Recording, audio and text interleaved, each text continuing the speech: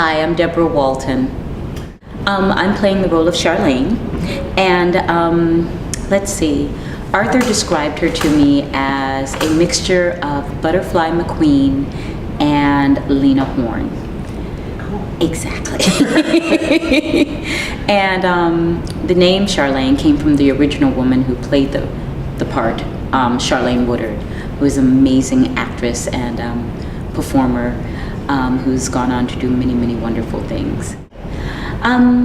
Actually, I got introduced to Ain't Misbehavin' during the 30th anniversary production that we did in California at the Amundsen Theater, and that was an eye-opening experience in many, many ways. How so? First of all, I was dancing in between Roz Ryan and Armelia McQueen, both who had connections to the original production back in 78, 79. And for many years on the road, I've understudied those women. So to be dancing on the same plane as them and to look to my left and my right and see just theater royalty was an amazing experience. It was great being a part of that production because I got all the inside information that you never get when you're doing a show on how it was created and where these characters came from. And each time I do the show, I learn more. It's a wonderful environment because you're comfortable. And it's nice to be with people who are secure in what they're doing. And they're there to help you as well. And this is a very loving, very warm and creative environment, which is an actor's dream. You know, you're free to explore and ask questions, make mistakes. They mock you openly for them, at least they mock me. But it's all out of love. And it's all, you know, it's the whole babes in arms, let's put up a show and have a great time. It's been wonderful to see the reaction of older people, like my mom, who came out of the theater going, oh my God, I haven't heard that song in forever. And I remember when singing it, and I was like, you sang these songs?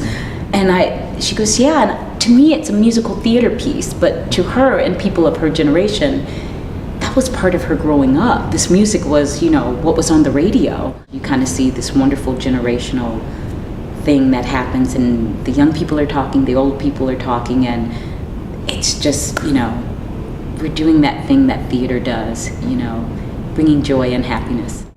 This joint is Jumpin', I'd have to say, is one of my favorite. It's the point where we're all about to die. It comes in right before the end of the first act. Okay. So you've done all this fun, exciting singing, dancing, and moving, and right when you're ready to go sit down, you have to kick it into fifth gear and belt out this song. And it's so much fun because just the idea of what it's about, you know, you're at a party. I think it was probably a rent party back in the day where they throw parties to help pay for a tenant's rent. You know, you throw a party, put a little pot or kitty in the corner, and people would pay money to come to it, and that was your rent money for the month or whatever. But just the little inside stories that are going on in that particular song are so much fun. You know, the women are, you know, fighting with the men, the women are fighting with each other, but they're all having a good time, and there are drinks all around, and you're singing at the top of your lungs, and you're really, really tired, but it doesn't matter.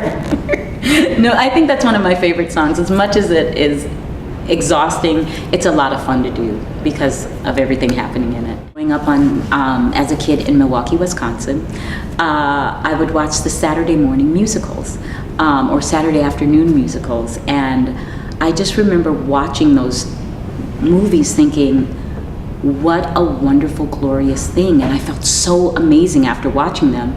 And I thought, I wonder if I can make people feel the way I feel, you know, by watching this. If this is what you want, and if this is what you desire, and you can do nothing else, what you have to do is continue to hone your skills and believe that this is what you're supposed to be doing.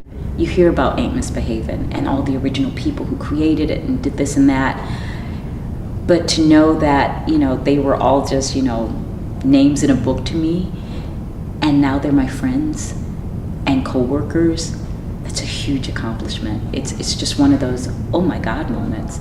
And if it could be a bucket list moment, you know, it's like I want to grow up and do, and all of a sudden you realize I'm doing this. And Ain't Misbehavin' has done all of those things for me.